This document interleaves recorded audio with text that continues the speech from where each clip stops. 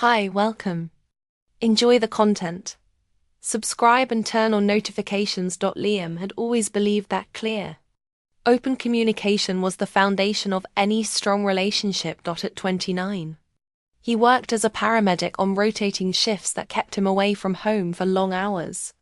But despite the time apart, he never questioned the trust he had built with Sophie over their 5 years of marriage. Sophie, 28, was a yoga instructor at a boutique studio frequented by upper-middle-class women. She was always talking about positive energy, authentic connections, and living free of emotional baggage. Liam found her perspective on life intriguing, even when her philosophy seemed a little detached from the harsh realities he encountered every day in ambulances. The conversation began on a quiet Sunday night, as they shared a pizza in the living room.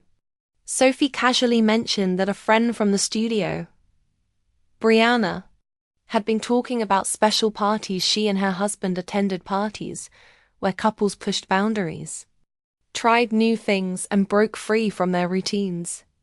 Liam chewed slowly, trying to figure out where this was going. Sophie laughed lightly, touching his arm in that practiced way she always did when introducing something delicate. She explained it wasn't weird, just adults being honest about their desires and curiosity. Liam raised an eyebrow but kept his tone neutral, asking if she was suggesting something. Sophie shrugged, saying maybe it would be interesting to see what it was like, just to know, with no strings attached. Over the next few days, the topic came up in small doses.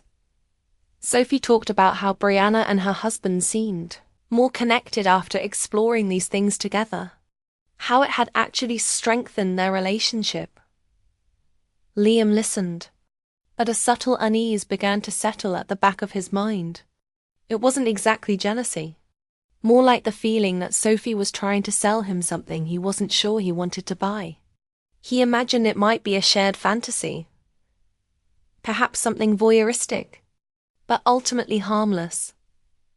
When she finally asked if he would be willing to go to one of those parties, Liam hesitated for just a second before agreeing. He didn't want to seem insecure or old-fashioned, and part of him believed they could just observe and leave if it didn't feel right. The party was set for a Friday night at a large house in the suburbs, far from the city centre where they lived.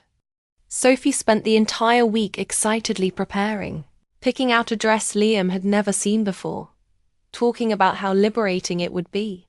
He smiled, but the knot in his stomach wouldn't go away.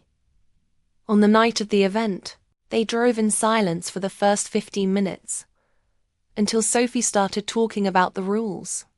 She said the key was to respect each other's space, not judge anyone, and just let things unfold naturally. Liam nodded, but the words sounded rehearsed, like she had memorized a script. The house, from the outside, appeared discreet, but once inside, the atmosphere was different: soft lighting, ambient music, and about 20 people scattered throughout the living room and hallways. Couples chatted in small groups, some more intimately than others. Liam took a drink he didn't particularly want and stayed close to Sophie. She greeted Brianna with a warm hug, and soon they were introduced to other people. Liam couldn't shake the feeling of being watched, the silent evaluations from others, and wondered what the hell he was doing here. After about half an hour, Sophie started to loosen up. She laughed loudly, touched the arm of a dark-haired man who introduced himself as Derek, and chatted with him as if they were old friends. Liam tried to make conversation with Derek's wife, a bored-looking blonde, but the exchange fell flat. He kept an eye on Sophie out of the corner of his vision, noticing how she tilted her head when Derek spoke, and how she bit her lower lip in that familiar way Liam knew all too well. It was a tell. The way she looked when she was interested, when she wanted more than just conversation. When Sophie disappeared down the hallway with Derek, Liam's chest tightened. She glanced back once and gave him a small wave, as if to reassure him that everything was fine. Liam stood frozen in the middle of the room, clutching an empty glass, trying to decide what to do next. Derek's wife had vanished too, probably with another man. The rules of that place seemed obvious to everyone but him. Liam walked down the hallway, saw a slightly open door at the end, and heard muffled voices. He didn't go in. Instead, he pulled out his phone, turned on the recording function, and discreetly placed it on a nearby shelf with the camera pointed at the door. Then, he left the house without telling anyone. He drove home on autopilot, his hands gripping the steering wheel, so hard his knuckles turned white. He wasn't angry yet. He was in shock. He tried to process what had just happened, what Sophie had done, and what it meant for their marriage. When he got home, he took a shower and got into bed, but couldn't sleep. He just lay there staring at the ceiling, replaying every conversation from the past week, searching for signs he'd ignored.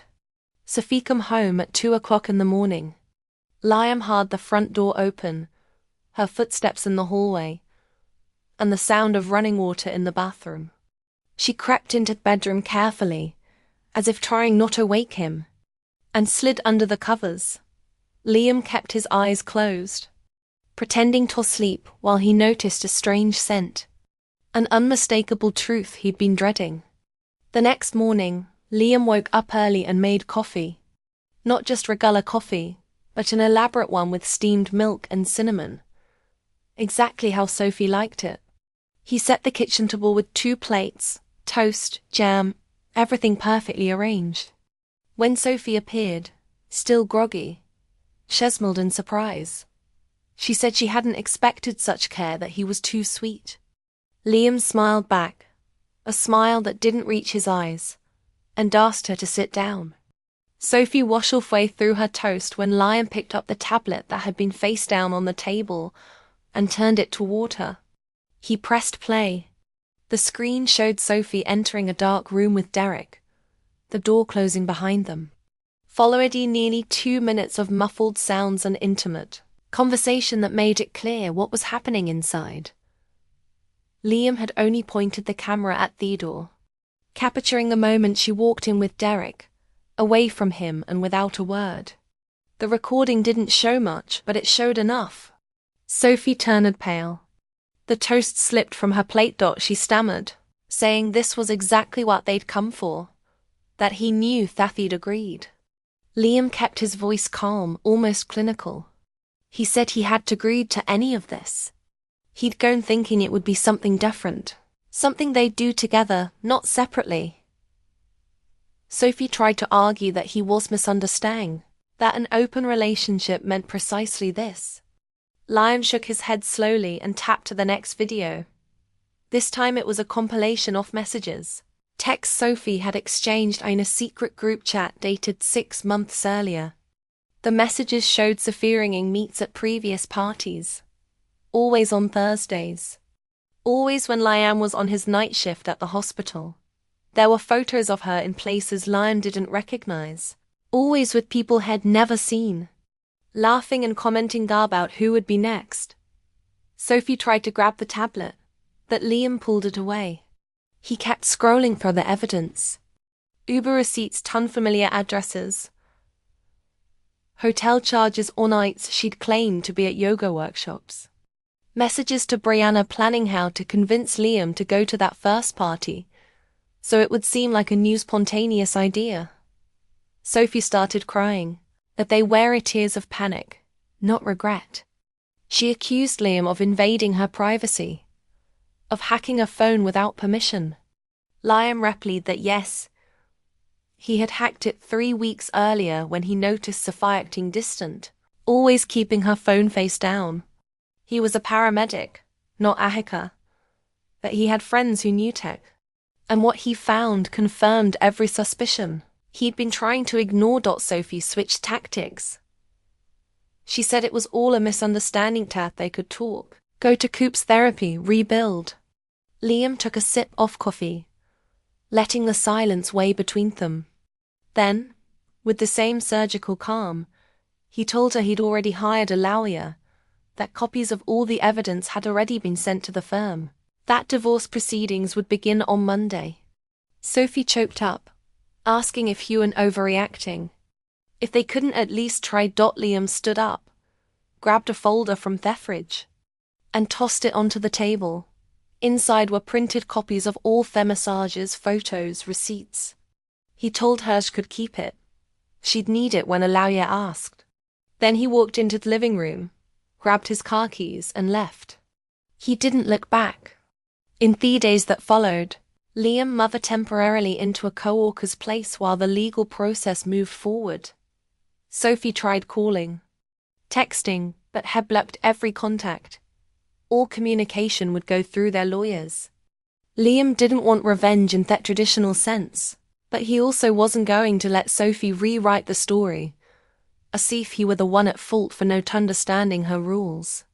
What Sophie didn't know was that Liam had gone beyond just the affair evidence. Had discovered that Derek wasn't just a casual participant at those parties. Derek was married, a father of 3, and used those gatherings to manipulate younger women, offering promises of partnerships and exposure to lure women looking for opportunities. Sophie had fallen right into his pitch. Derek worked as a marketing director at a wellness company, and Sophie dreamed of expanding her personal yoga brand. He'd promised her partnerships, sponsorships, visibility. Liam didn't confront Derek directly. Instead, he gathered all the proof, the petty details, the incriminating mess, and sent an anonymous package to Derek's wife. He included photos, screenshots, party addresses, everything. The fallout was immediate. Derek's wife, Catherine, was a lawyer. She filed for divorce and took matter to Derek's company, where he had to answer legally for his actions. Derek lost major contracts and had to step away from his job temporarily to deal with personal matters. Sophie started feeling the consequences too.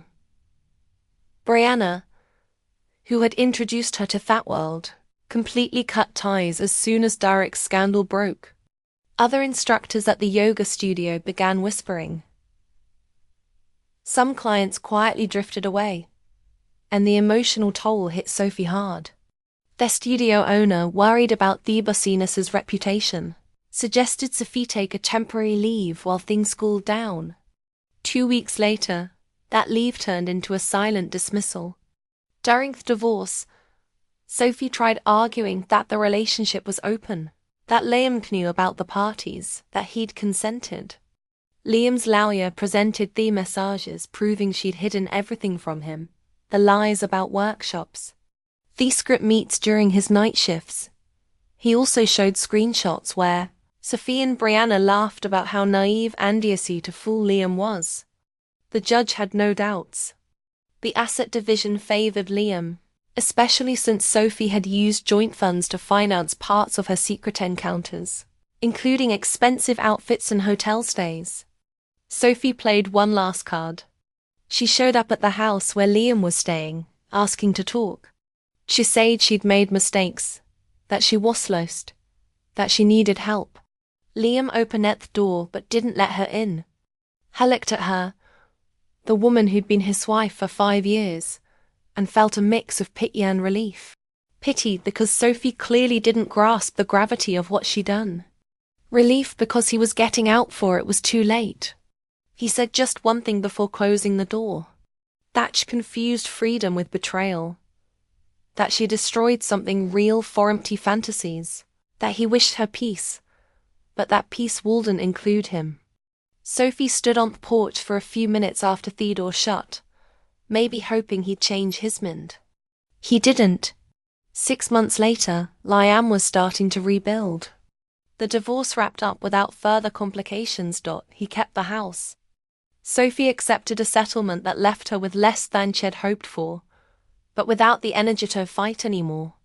Liam refocused on work, friends and hobbies he'd dropped during the marriage. He started running again, cooking, reading the books that had been piling up on his nightstand. It was at a support group for people going through tough divorces that Liam met Nora. She was a therapist, 32 years old, volunteering as a facilitator. They talked after a session. Just a casual conversation about how hard it was to trust again after betrayal. Nora had a gentle way of speaking. No judgment, no rush. They exchanged numbers, started grabbing coffee together. And slowly, very slowly, Liam felt it might be possible to open up again. 8 months after the separation, Liam was engaged. Not because he was in a hurry, but because Nora was different. She was transparent, honest, spoke about fears and expectations without games. Het proposed on a trail they walked together every Sunday at the top of a hill overlooking the city. Liam hadn't planned anything grand. He just felt it was the right moment. Nora said yes before he even finished asking. Sophie heard about the engagement through a mutual friend who still followed Liam on social media. She tried sending a congratulatory message, but his number was still blocked. She tried email, a short note saying she was happy for him, that he deserved happiness. Liam read it, but didn't reply. There was nothing left to say. Sophie's life had taken a different turn. She'd had to move to another city and start over. She lost the studio, most of her professional contacts, and the reputation she'd spent years building. She tried restarting with online private lessons, but the competition was fierce and she no longer had the support work she once did. Brianna blocked her everywhere. Derek vanished completely after his own scandal, and the other party girls scattered, each dealing with their own problems. Sophie spent months trying to figure out where it all went wrong. She saw a therapist who told her things she wasn't ready to hear. That she'd used the philosophy of freedom as an excuse to avoid real issues in the marriage. That she'd confused excitement with connection. And that she'd underestimated Liam, thinking he'd accept anything as long as she wrapped it in the right words. A year after the split, Sophie saw photos of Liam and Nora's wedding on mutual friends' social media. It was a small, intimate ceremony, just close friends and family. Liam smiled in a way Sophie hadn't seen in years, genuine, weightless. Nora stood beside him in a simple but elegant dress, and there was a lightness in the photo that made Sophie's chest dash. It wasn't exactly jealousy. It was the awareness of what she'd lost, of what she'd thrown away. Sophie closed her laptop and looked around the small apartment she now called home. There was no decor, no personality. Just a placebo sleep. She was 30 now, but felt 10 years older. Her few online clients barely covered the bills. Real friends had drifted away. Brianna never replied again. Derek had ruined his own life too, but at least he had kids. A life before the disaster. Sophie only had the wreckage. She thought about sending Liam another mess, maybe a real apology with no expectation of a reply. But she knew it would be selfish. He'd moved on, built something new and healthy. She had no right to intrude on that with her own wilt. So Sophie did the only thing she could. Accepted that some bridges once burned couldn't be rebuilt. That some choices carried permanent consequences. And that if she wanted a different future, she'd have to start making different choices now. Liam never thought about the party, the videos, all the messages again. He stored everything in an external hard drive tucked in the back of a drawer just in case, but never opened it. Not because he'd forgiven her, but because he'd moved on. He'd found something better, something real. And when Nora asked about his previous marriage, he told the truth without drama or bitterness. He simply said it had been a mistake to trust someone who didn't understand the value of trust. Nora listened, held his hand, and told him he'd never have to carry that alone again. 3 years later, Liam and Nora were expecting their first child. Life had moved on, as it always does for those who choose to move forward. Sophia remained in the city she'd relocated to. Still teaching online, still trying to build. She never attended anotherapy, never chased that kind of empty excitement again. She'd learned too later that freedom without responsibility was just another name for self-destruction. Liam was on the balcony of their new apartment, Nora beside him, when a notification popped up on his phone. It was a message from an unknown number. Out of curiosity, he opened it. It was from Sophie. It simply read, "Congratulations on the baby. Youds of all the happiness in the world." Liam showed it to Nora, who read it and shrugged. He typed a short reply. "Thank you." Then he blocked the number again, not out of anger, but because there was finally definitively no room for Sophie in his life anymore. Nora asked if he was okay. Liam looked at her growing belly at the home they'd built together and said yes, that he was more than okay.